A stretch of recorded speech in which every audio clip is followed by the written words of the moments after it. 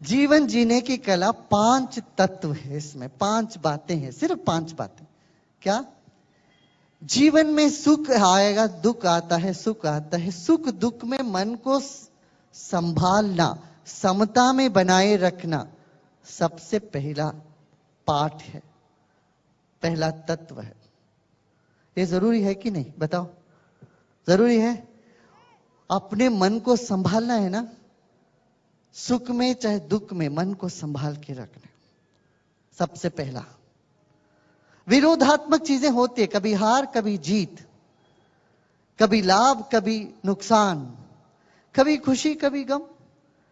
ये आते हैं चले जाते हैं, मगर आदमी भीतर से यदि टूट जाता है, मन उसका एकदम बैठ जाता है, तो वह फिर कुछ नहीं कर पाएगा। मन को थामे रखने की कला है ये सबसे पहला पाठ। दूसरा पाठ है जीवन जीने की कला का दूसरा पाठ, जो व्यक्ति जैसा है उनको वैसे स्वीकार करें। हम चाहते हर कोई मेरे जैसे हो,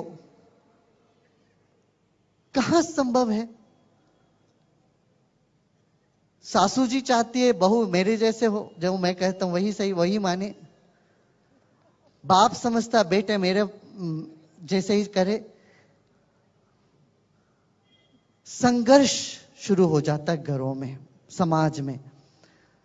तो मैं कहता हूं जो जैसा है उनको वैसे स्वीकार करें, उनको समय दें बढ़ने के लिए, अपनी रफ्तार से वो आगे बढ़ेंगे। ये दूसरा पार्ट है। तीसरा है ये चिंता न करे दूसरे व्यक्ति तुम्हारे बारे में क्या सोच रहे हैं।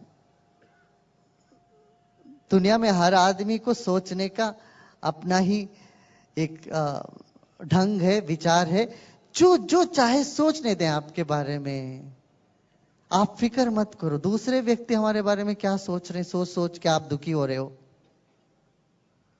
कितने लोग इस तरह से दुखी होते हैं दूसरों के विचारों को देख करके। फालतू है, समय खराब है, इससे जीवन खराब है। जीवन बहुत मूल्यवान है, इसलिए मैं कहूंगा दूसरों के फुटबॉल मत बनिए। ये तीसरी बात। चौथी बात है, जब हमसे भूल होती है तो हम कहते हैं कि हम भूल हो गया जी क्या करें। पर कोई और करता हो तो हम कहते हैं इसने तो जानबूझ के करी। किसी और के भूलों पर हम समझते हैं इसने जानबूझ के करी। सो न करिए, क्षमा करें। ये ना सोचे दूसरे आके हमसे माफी मांगे तब माफ करूंगा। मांगे ना मांगे, अपनी तरफ से सबको माफ कर दो कि आपका मन खाली हो जाएगा, आप खुश रह पाओगे, आप हल्का महसूस करोगे।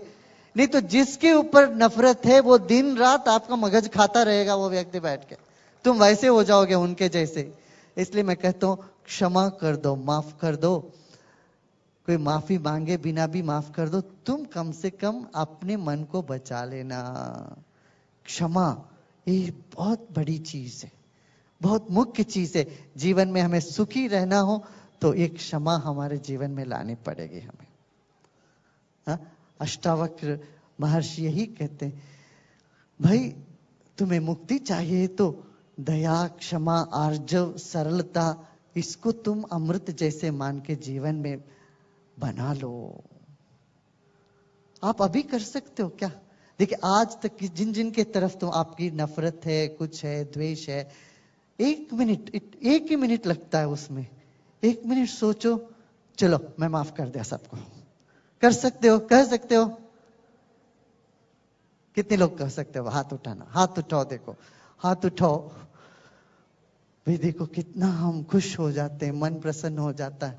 अच्छा आपको लगता है मुश्किल है माफ करना, मैं एक और उपाय करूंगा। जब गुरुजी आपके शहर में आते हैं, आपका फर्ज क्या बनता है? दक्षिणा देने की फर्ज बनता है नहीं क्या?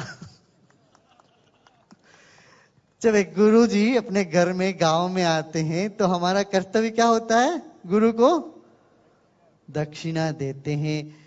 मैं दक्षिणा के रूप में आपसे 2 चीज मांगूंगा।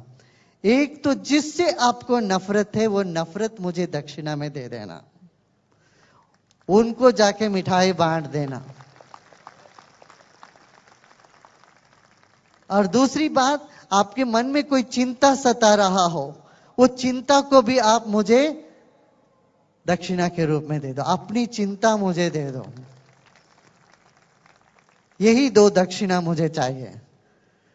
आप मुस्कुराते मुस्कुराते रहो, जीवन में आगे बढ़ो, सेवा के काम में लगो, सबकी सेवा करो,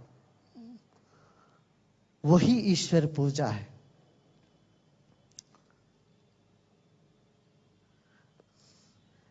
येन केन प्रकारेण यस्य कस्यापि देहिनां संतोषम जनयेत प्राज्ञा तदेवेश्वर पूजनम। ईश्वर की पूजा क्या है? किसी भी तरह से सब लोगों के मन में खुशी पैदा करो, संतोष पैदा करो, यही सबसे बड़ी ईश्वर की पूजा है। कितनी बड़ी बात, सुंदर बात कह दी हमारे पूर्वजों ने, है ना। और 5वीं चीज है, 5वां तत्व जो आर्ट ऑफ लिविंग का जो फाउंडेशन है, वो है वर्तमान में जीना। अब बीती हुई समय जैसा भी हुआ हो, उसको लेके पोस्टमार्टम करते हुए, विषाद करते हुए समय नहीं बिताना। हम 70-80% हमारा समय व्यर्थ करते हैं बीती हुई बातों को लेके। वो क्यों हुआ, कैसे हुआ, ये सब इंक्वायरी कमीशन बिठाते रहते हैं हम लोग। इसमें पैसा खर्च, समय बर्बाद, सब बीती हुई समयों को लेके अफसोस करते रहना मूर्खता है। बुद्धिमत्ता यही है, जो बीत गई उससे पाठ सीखा, वर्तमान में खुशी से आगे बढ़े, वर्तमान में जियो।